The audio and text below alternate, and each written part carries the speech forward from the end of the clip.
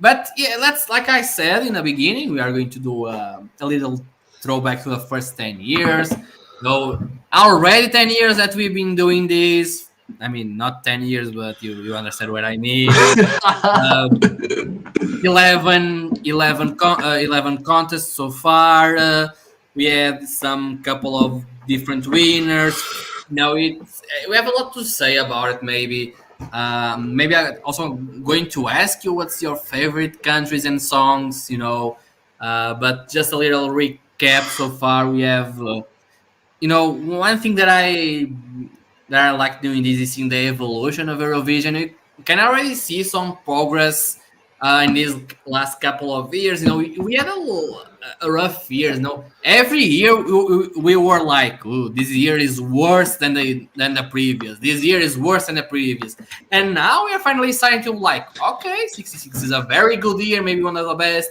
Maybe 67, not that great, but then 68 is all a great year. 69, and then maybe, what I'm saying, just we are seeing the progress, and the song contest also changing styles of music, and I like seeing that. Also the production, I love seeing that change.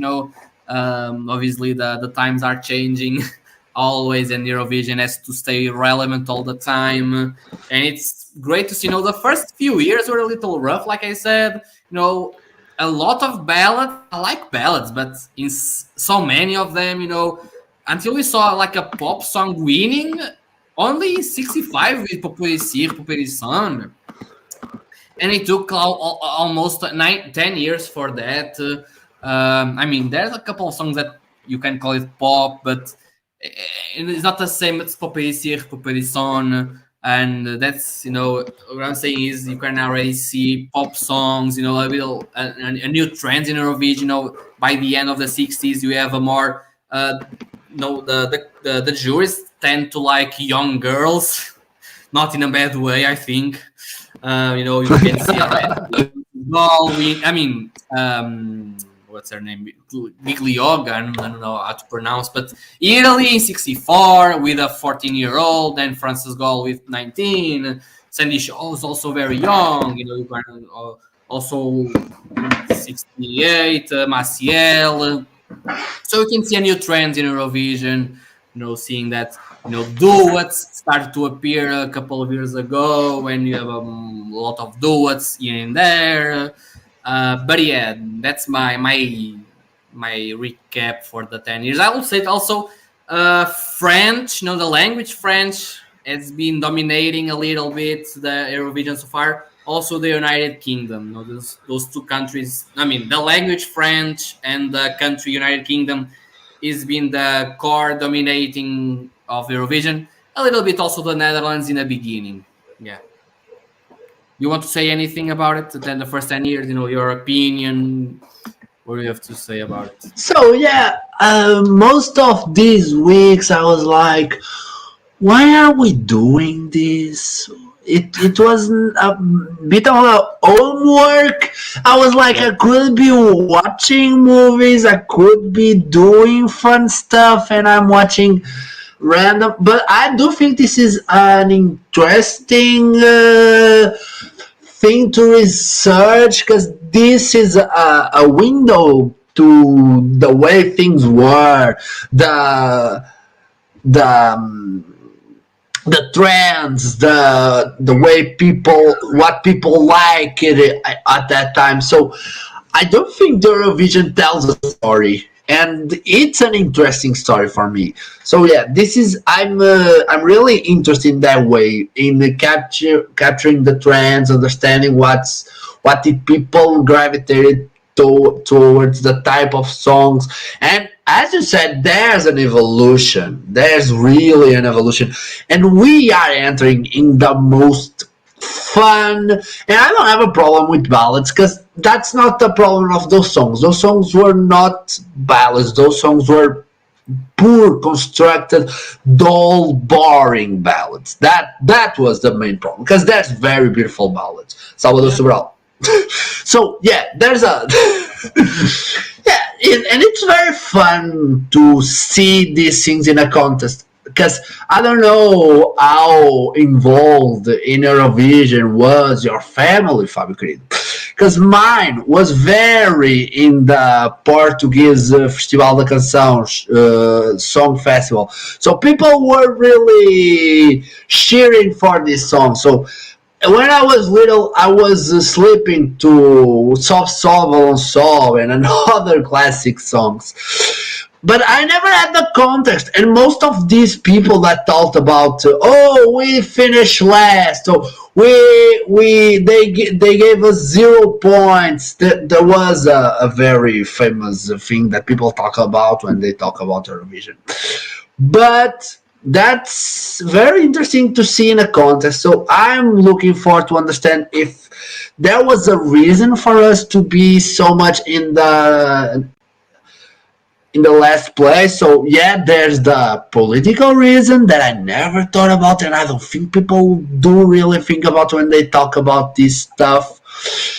But there's also the competition, because it's the same way with the Oscars. People are always talking about these things in a vacuum, but these things are not a vacuum. These things depend on a lot of stuff. There's the competition, there's the social climate. So yeah, this is very interesting. The songs that I really like is Tom Poupée de Cire, Poupée de Son. There's sing Little Birdie. It's very fun. So yeah, this is the kind of songs that I'm gonna bring that I'm gonna maintain with me. So yeah. Do you have a favorite country so far, like one or two, besides Portugal? I do like Spain a lot. Spain is been a recent favorite. But yeah, maybe it's that. I don't know. I know you did some math, but I don't think you did math with my numbers. So I didn't have the time. I didn't have the time. I'm sorry.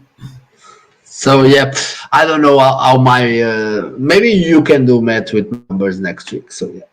Maybe. I can. I have the time to do that.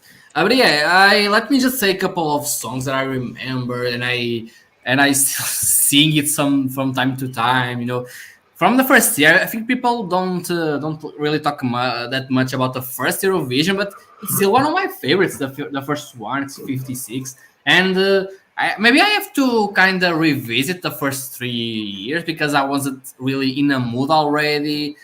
Maybe my taste was a little bit different, but the Kwapa has been on my mind for a long time, bro. Oh, no Kwapa, And it wasn't my favorite. I mean, it wasn't my favorite for that year, but you won our combined votes. You was second for both.